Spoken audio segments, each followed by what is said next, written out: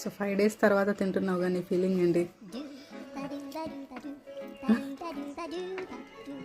మాట్లాడట్లేదు friends. Guys మనమైతే వచ్చేసి మాంటెనిగ్రో అనే ప్లేస్కి అయితే వచ్చాము. సో కాకపోతే ప్రాబ్లం ఏంటి అంటే ఫుడ్కి అయితే డెస్పరేట్గా ఉన్నాం అనమాట. ఎక్కడ చూసినా పిజ్జాలు, బర్గర్లు, చికెన్ ఐటమ్స్లో మనం తినేవి ఇవి మాత్రమే ఉన్నాయి. ఇంకా రిమైనింగ్ ఏవి తిన్నామన్నా బీఫ్, పోర్క్ అనమాట. సో బోర్ కొట్టేసింది తిని ఓన్లీ ఫ్యూ స్పైసెస్ మాత్రమే కనిపించాయి అనమాట. అది కూడా ఓన్లీ ఉప్పు, కారం మాత్రమే దొరికింది. సో చికెన్ అయితే దొరికింది. మెయిన్గా వచ్చేసి మన ఫుడ్ దొరకకపోతే చాలా కష్టం అని అయితే అర్థమైంది. Finally rice packet guys and చిన్న పప్రికా, మనకు సాల్ట్ అయితే తెచ్చేసుకున్నాం, and chicken noodles, oil guys.